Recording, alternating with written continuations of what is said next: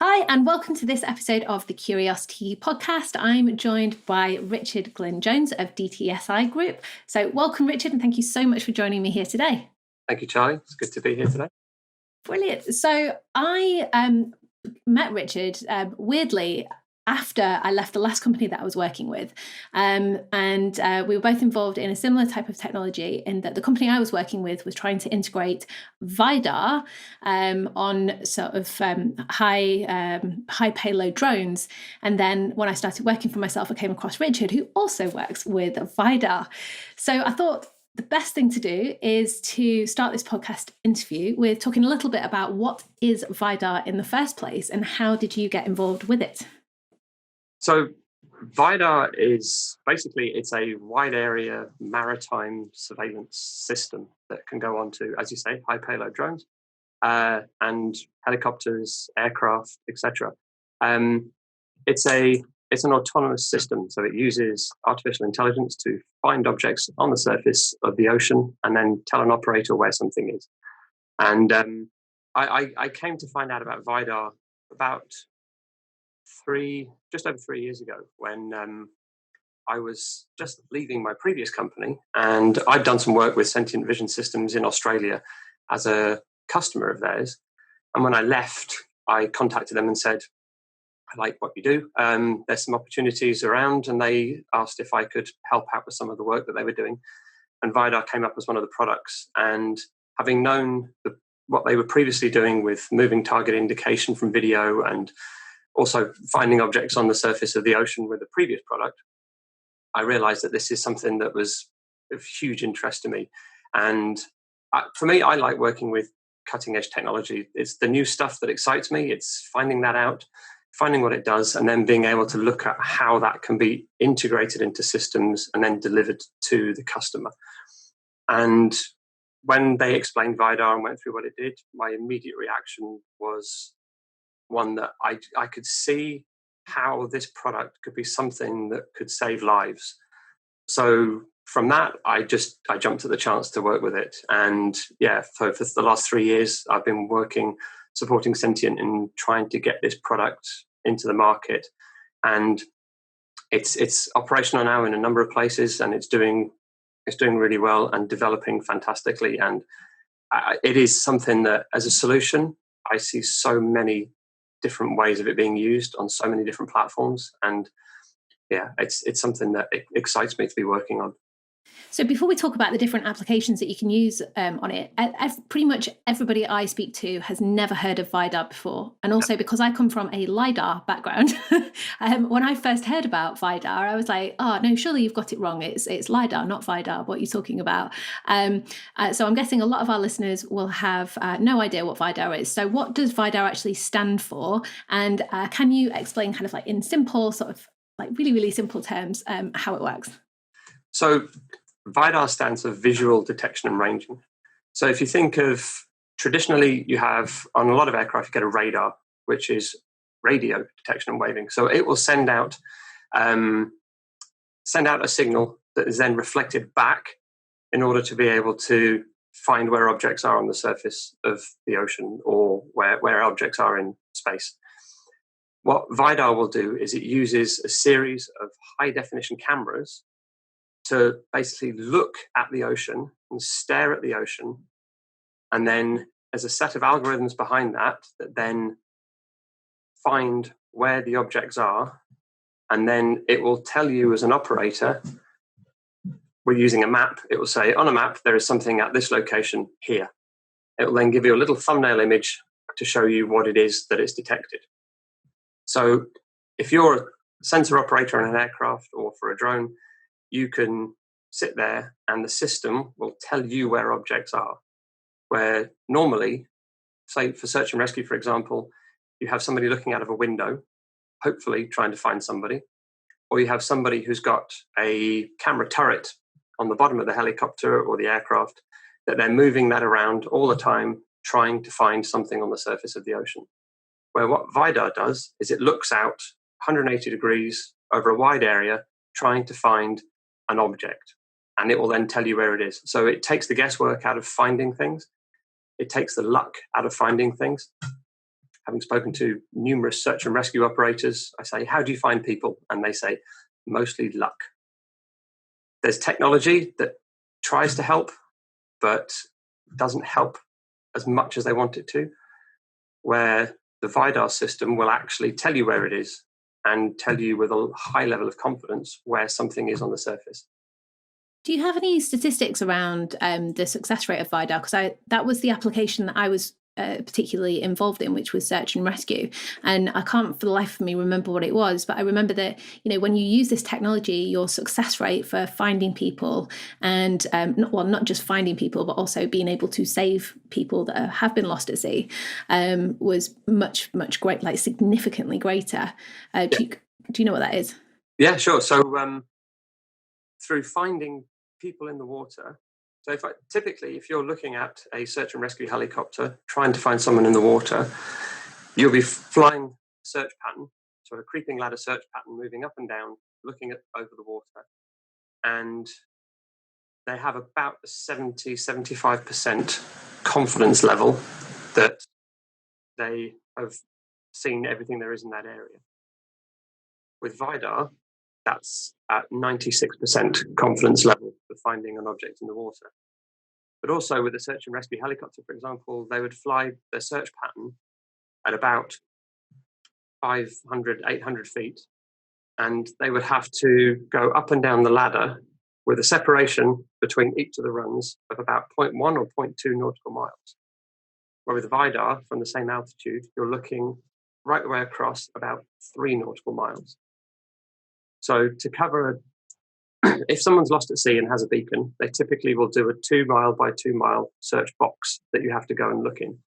At the moment, it takes about half an hour to cover that box flying a search pattern. With ViDAR on a platform, you can cover that in about 1 minute, and you can fly in and clear that whole area. So there's been instances where people have gone missing, and they fly an area, and they say, we can't find them. But they're only 75% confident that they've actually cleared that area properly. So what they then have to do is go back and revisit. So you're spending more time in the air, spending more cost on fuel, more cost for putting the search and rescue guys' lives in danger by being out in various conditions. Whereas if you can fly that area with a 96% confidence, clear that in one hit and say, no, nothing there, move on to the next one, you'll find people so much quicker than you can at the moment. So this to me was a no-brainer, and coming into the industry with sort of like my kind of fresh eyes and my ignorant attitude, I was like, this is a no-brainer. Why is everybody not using it? So before we talk about the other applications of this technology, what barriers do you come across in terms of actually getting this technology in the hands of people that need it? So the main things we're finding is that it's the fact that you need to put this technology onto a very costly asset like a helicopter or an aircraft or a sizable drone. And to get anything into that, you see operators see it and they go, yes, we'd really want this. But then you've got to go into the budget cycles of, typically it's governments that run these kind of things. So you've got to get the technology requirements written, put into the next phase of any tender that they're putting out, to then have the budget to be able to then buy it, to then integrate it, to then operate it. So something that, I've worked in defence procurement for 20 odd years. And with that, it's always been a case of the end user sees it, they understand it, and they go, I want this. They then have to get that requirement pushed to the people who write the actual requirements. They then put in what they see as what's needed. And because most of the time you can't come in and say, well, I want ViDAR. What they're saying is, I want ViDAR. What they have to write in the documents is, I want something that does this, this, and this, and this, which kind of fits what ViDAR can do. Then you've got to get that into what the tender's going to be. Then you've got to get the tender written and put out. So one of the focuses I'm looking at is the UK SAR 2G tender that's due out next year, which is for the next generation of search and rescue platforms in the UK. But that's for a contract that's going to come out in 2023. So we're looking at how to get ViDAR seen and understood and influencing requirements at the moment, and have been for the last couple of years, before a tender next year, for a contract in 2023, to then be delivered after that. So it's a huge timescale that you have to work to on all of these things. Last week at the Paris Air Show, we announced that there is the Indonesian Ministry of Defence will be putting 4 ViDAR systems onto some of their new multi-role aircraft. But for that, it's been a long time trying to push through to get to that point. But then delivery of these platforms isn't happening until 2024. So by the time they get it, it's you're looking at 6 years from initial contact to getting something deployed. It's not something that's often spread out straight away. Working with companies who have, like an owner of a company who funds the whole thing themselves, says, I've got surveillance aircraft, therefore this would be useful. For them, it's much easier. They just say, yep, I want it. They can just sign the paperwork and off they go. But a lot of the time when you're specifically focusing on some of the search and rescue stuff, it fits in with government agency. So therefore, you're stuck in that cycle that you have to make sure you get into at the right time. So it sounds like you're kind of managing lots of different people's expectations whilst also juggling lots of different timeframes, budget expectations, and all sorts of craziness. So how do you keep positive about the deals that you're working on, and kind of see it in the long term? Because obviously you're kind of playing a very long game if you're looking at a 6-year sales cycle for something. Yeah, I mean, it is, and it's knowing that it's as I said, I've worked in this kind of environment for years, so it's knowing that it takes time. And where I was working for before, we worked on a contract that took 13 years to get. And that was just to get the contract. Then you had to do the delivery afterwards. But it's knowing, it's having faith in the technology and knowing what that technology can do. Having faith in the customer that they will be putting that technology in place. And which when you meet different people during the process, and you see, you kind of get that hallelujah moment when you see them click, when they suddenly, they see you come in and see you want to start talking about technology. And sometimes you get the feeling that you're walking in, they're looking at you going, salesperson, and they switch off.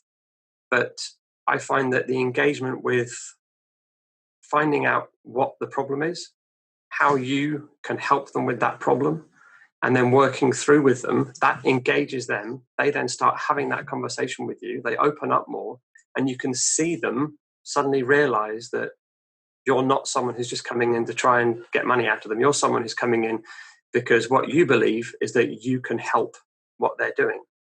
And the kick I get out of doing business is seeing how it helps other people, and seeing how technology helps other people and deliver what they need to do. And if it's something like ViDAR that for some customers is something that will go and save lives, then all better. Yeah, and it seems to be a common theme that we're talking about with people that I interview on this podcast, which is around that, yes, the technology is exciting. Yes, the technology is brilliant. But at the end of the day, the technology is there to solve a problem. You must first understand the problem in which you're going to solve. And I think there are a lot of technology companies that miss the point around that. So it's really nice to hear you say that that's what your driving force is. So because you're dealing with lots of different technology providers to come up with that solution for the end client, how do you, I guess, like we've spoken about this in the past, how do you manage your frustrations with the marketing or lack of marketing from highly driven technology companies that don't see the value in marketing so much? I suppose the way I deal with it is that I then start to develop some of the marketing stuff myself, and try and drive it from that side. If you have companies that aren't engaged with actually getting that out there, because a lot of the time the first thing people see is your marketing material, and from that the first impression is professional or not professional. And if they think you're not that professional, they then disengage straight away. If they see it and they go, I like the look and feel of this, I understand what you're trying to do, then they want to engage with you more. So, and it's trying to make sure that the right message is in the right document. So a lot of times I see people coming up with a generic, here's a product, it does something. I can come up with something, say for ViDAR, for example, I could come up with something that says, here's something that's focused on search and rescue, and give it to a police force who want to try and find people smuggling.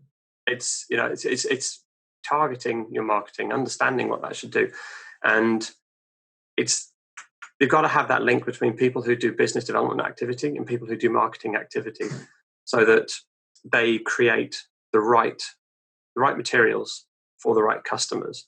And I don't think it's one size fits all, but I spend quite a bit of time trying to make sure that what is going to go to the customer first is something that I feel proud of and that the company would feel proud of. And for me, in the past, when I was doing some engineering work years ago, I thought, the marketing's marketing. But then now, being highly involved with that side of things, to me, marketing is one of the absolute key things that you've got to get right as a business. And I suppose I look at it, and if I don't see the right marketing materials, I'll then look at how I can support that and provide information to whoever I'm dealing with to say, here's something that you can assist with the marketing that you're doing. Yeah, and it's great advice for anybody listening, which is all around, sort of really understanding who you're marketing to, and not trying to come up with a one-size-fits-all message or data sheet or document that you send out. I know that I learned this the hard way when I first got into marketing, which was, we were targeting the geospatial sector, but as you know, that there are lots of different aspects of the geospatial sector. So if you take kind of like, let's say archaeologists versus mining engineers, you can't send out the same bit of marketing to both types of customer, because they're just going to completely disengage with what it is that you're telling them. Whereas if you kind of customize it or tweak it slightly for the application, then you're getting a lot more from it. So it's really nice to hear you say that, and hopefully people listening will be like, okay, light bulb, this is what I need to do. So that brings me on to the next question, which is, because we've touched upon this before, so search and rescue obviously is a real key application of ViDAR technology, but what else can you use it for?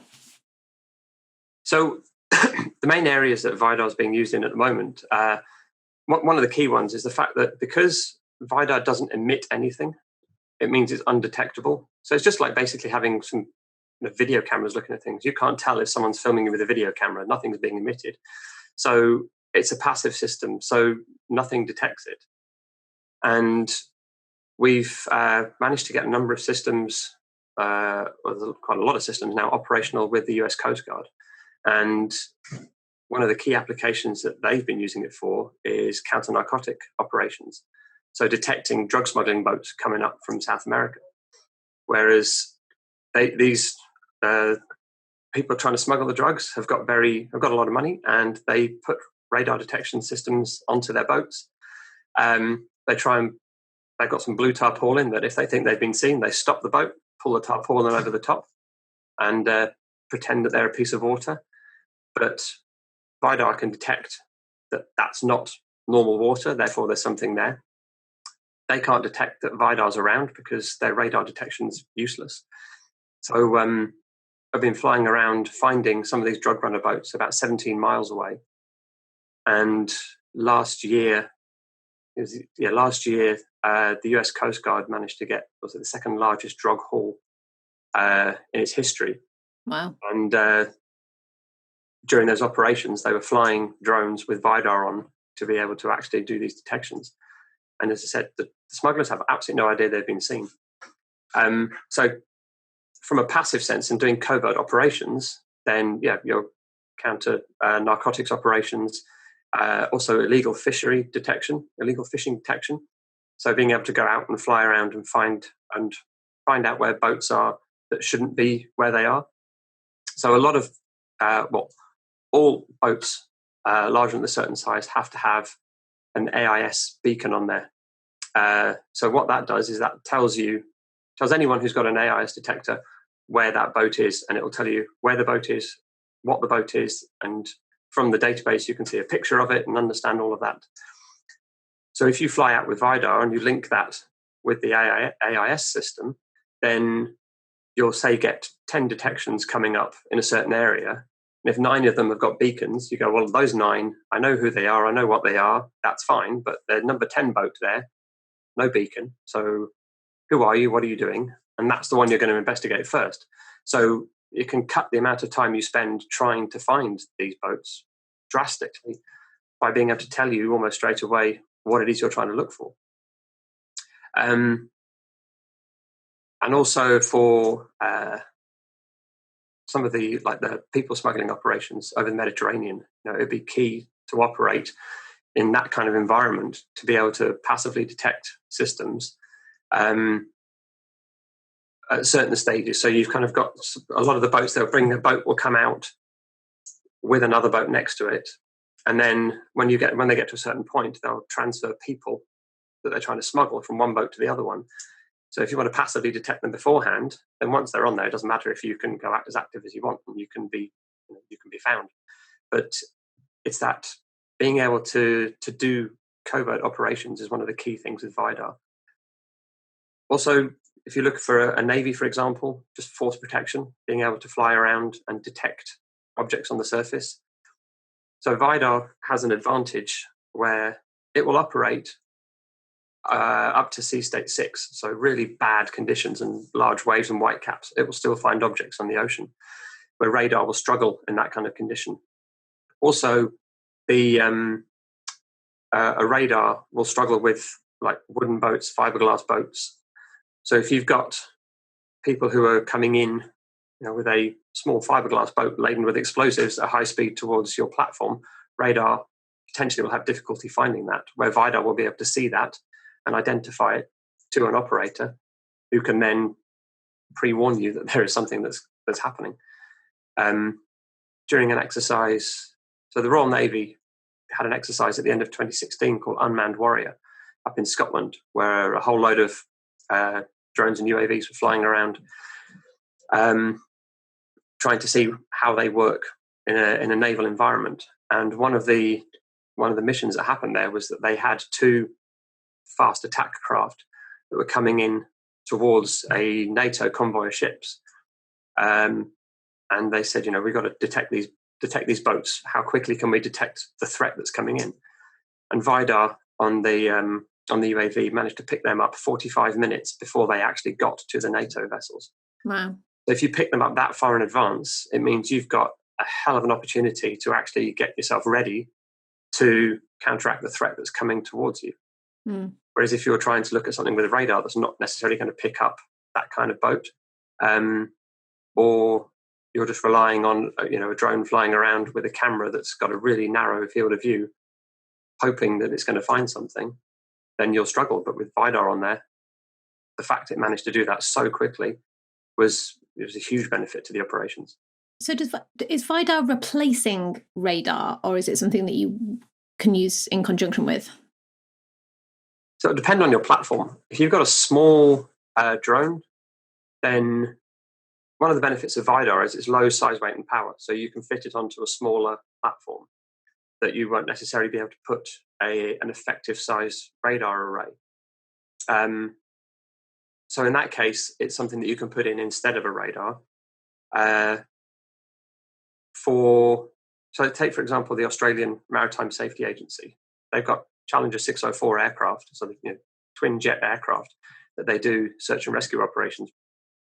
They have a whopping great big maritime radar and a ViDAR system, because ViDAR can pick up some of the targets that radar can't, and ViDAR picks up targets a lot quicker than a radar.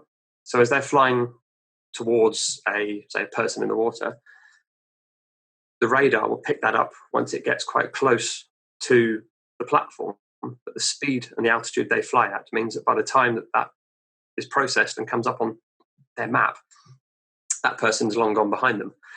So the ViDAR system they use to make that detection, and then we provide them with the location and a thumbnail image of that person in the water within a second, so that it's real time. It's there. You fly across, they detect it, it's there right in front of you. You can then have a look at what it is and carry out, from their case, drop survival equipment, waiting for a helicopter to come and extract.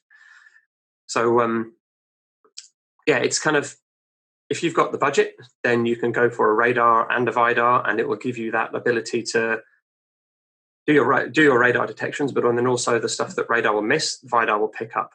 Mm-hmm. If you have a lower budget, then you can put the ViDAR system on, which will make those detections that the ViDAR can do, but ViDAR will also pick up the stuff that radar sees as well. So it depends on how you want to operate and what you want to do. But yeah, I'd say in a lot of cases, the two can work together. But in some cases, then ViDAR would be better to put in above a radar if you can. I guess this is all part of what you do, is like understand user requirements and then advise on the best solution for the end client. So in your experience, because all of this technology, I mean, especially to me, is absolutely fascinating. And is this the sort of technology that people are searching for and coming to you, or are you having to then go out and find customers for these products? It varies. It's been changing over time. So initially, when I started working with ViDAR, it was something that you had to go out and find people, tell people. So you looked at the kind of your ideal end users, and you'd go to them and explain what it is, and that caught their interest. As time has gone on and more systems have been deployed, and more press goes out about it, then you find people come to you and say, "I've heard about this. What is it? Can I have more information?" And then they start looking at how they can move that forward. So yeah, because it was a new product, it was something that was a lot of hard work going around talking to anyone and everyone you could. But now, yeah, I reckon probably 50% of the stuff I'm doing at the moment is coming from people who've come to me rather than me going to them, which is good. And eventually, the whole idea is that you can move the product to a point where it's well known. Like radar, many years ago, was an acronym that was put there, and then it became part of everyday speak. And now people say, "Oh, you're flying below the radar," and that's part of everyday speak. And we want to move to the point where people just will say, "Oh, well, we need ViDAR," and just understand that ViDAR is the thing that they would want to put on there. And there's no point trying to fly below ViDAR because we'll find you anyway. So it's it's trying to get the name of the technology into everyday language. Then once that kind of moves forward into that space, then you find that you have much more of a customer pull than you pushing towards the customer. Yeah.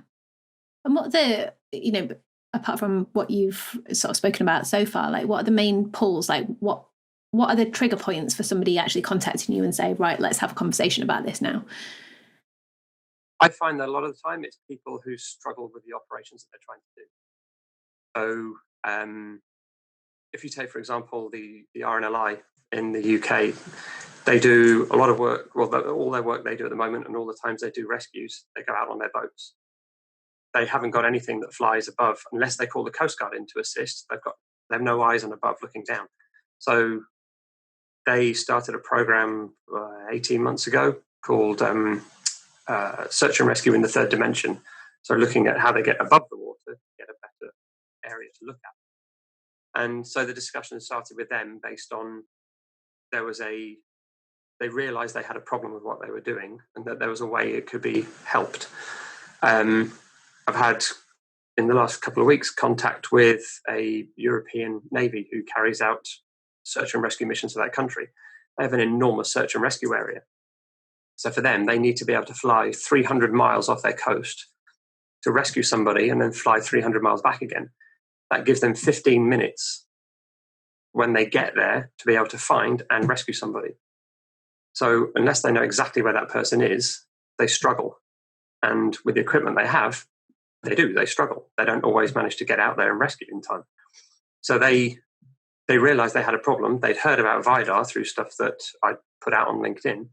And from that, they then contacted me and said, the problem I have is this. And I actually met them face to face at the Paris Air Show last week. And they said, look, here's the problem we have. What can you do? And I said, well, this is how ViDAR works. This is what you would do with it. And they walked away, big smiles, and said, you've got to come over and speak to our chief of staff. So, for me, that was a win, trying to get into that level. Yeah, starting those conversations. Trying to find the right level within the customers is always the hardest bit, especially in the militaries where you're trying to get, because a number of countries like this one, their search and rescue is done by the military. So you need to get in at the top for them to say down to the requirements people, we want this, but you need the guys who are operating to say, well, we want this. So that comes up from the bottom. So when it gets to the person who's got to write the requirements, they go, aha, the seniors want it, the operators want it. This is something we need to put in. Where sometimes you get the operator saying, we want it, gets the person writing the requirements, you go, well, there's no push from above. So therefore, let's cut cost and not put certain things in. So it's engaging both ends of the chain at the customers. Again, an important way of doing it. And I'm presuming you have to have the same approach to managing all of the different expectations within the buying chain as you do from a marketing point of view with industries. You've got to customize your message depending on who it is you're speaking to, haven't you? Yeah. So every Coast Guard operates slightly differently. Every Navy operates slightly differently. So it's having those initial conversations to understand how they operate and get them to tell you what their problems are that you can then formulate. So rather than rocking up with, here's a generic data sheet, I tend to have the conversation with them and say, what is it? They say, well, can you just send me some information? So then you have to rapidly write the right information if you haven't got one that fits what they do. Pull that together and then send it to them, rather than just saying, oh, generic document number 1, off you go. That's dealt with them. Because if you do that, they turn around and go, doesn't quite fit what we want to do. You don't really understand our problem space. Let's move on. Yeah. And these are busy people, and in one way, this interview follows quite nicely on from a couple of interviews ago, where we're just talking about, really highlighting the importance of understanding the unique problem of your own clients. And not everybody talks about their problem in the same way. Not everybody experiences the problem in the same way, and not everybody from different industries has that as well. So, really great advice there. And you mentioned the Paris Air Show. Like, how much of what it is that you're doing involves, sort of going to trade shows and conferences and events and things? Yeah, quite a lot. So most of the major air shows I'm at, or defence shows, and so with Sentient last week, I was at the Paris Air Show, and one of the other, the business development director, Michael Simon Olsen, he was over there as well. But he flew in late to the Paris Air Show because he was in Vancouver in Canada at the World Maritime Search and Rescue conference that was on over there, having been doing a tour of the States that he had to do as well. Then we presented at conferences in Australia earlier in the year. We've done ones last year in Rome and Portsmouth, and various others. So it's a lot of going around to those kind of events. It's useful, like going to the Paris Air Show for me was useful because it's where a lot of the people who you're trying to speak to all congregate. So I think in 3 days I was there, I had 17 meetings to go around and speak to people. And when I left, I thought there was still a few more that I wanted to go and see, but just trying to get everyone's diaries to line up at those kind of things is very difficult. And it's interesting where, I've been talking to the Royal Navy. I ended up meeting one of the guys from the Royal Navy at the air show in Paris because it was easier than meeting him in Portsmouth, because if he's at his office, diaries fill up. At an air show, you can try to say, well, I'm here, let's link. And so my colleague Simon, he's currently in the Netherlands and Belgium doing some presentations over there. And so there's a small team, and between us, we're all over the world talking to anyone and everyone. And if we can't get to them, then sitting with a computer screen and a camera and talking them through that, another way of doing it. But it's exciting stuff, and it's an interesting way of doing it. And exactly. what you're saying highlights the real importance of doing that pre-planning before you go to trade shows, and something that I talk to people about a lot, which is, do that pre-planning, get those important meetings scheduled in your diary, because trade shows are such an effective way of meeting lots of different people from all around the world, or even all around the country, in one place at one point, and such an incredible resource. Now, I know that we're running out of time now, so I'm keen to wrap this up, and I'm really hoping that my editing skills are up to the task, because I've got next door that are drilling through the walls right now, and a dog that's decided to come and invade the room as well midway through. So I'm hoping that I can recover all of this. Oh, what a pain. Anyway, do you have any kind of parting words of advice or words of wisdom for our listeners that are in a similar situation to you, where they're selling high value equipment and technology to buyers, where the sales cycle is a long period?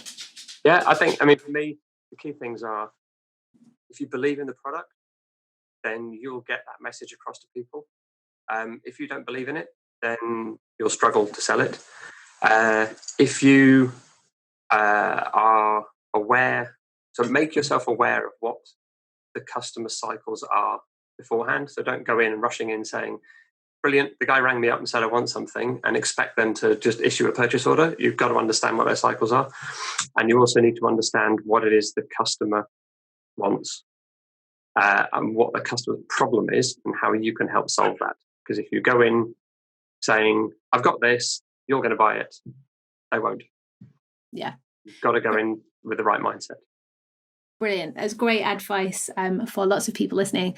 Thank you so much for coming onto this podcast and sharing your words of wisdom, and also explaining a little bit more about ViDAR, because it's one of those that, like, when I heard about it, I was like, oh, why does nobody know about this? I think there's so many things out there that so many of us, myself included, that just don't know exist, but they're making such a significant impact in the way that we do things, saving lives, making big changes. So I'm hoping that with this podcast I can share a little bit more about the technology that is out there and available, and just make people more aware, whilst also sharing tips and advice at the same time.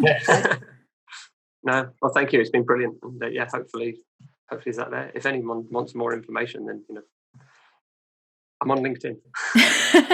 Yeah, that was my next question. Well, my final question, which is, if somebody wants to contact you about the technology or to find out more, what's the best way of doing it? So I will include a link to your website and your LinkedIn profile as well in the show notes on my website, which is charliewhyman.com/podcast. Is there any other means of communication that you want people to follow, or just LinkedIn and your website? I'd go through LinkedIn on that one, and I'll follow up on that. Splendid. Brilliant. Thank you so much. Really appreciate it. No worries. Thanks very much. Cheers.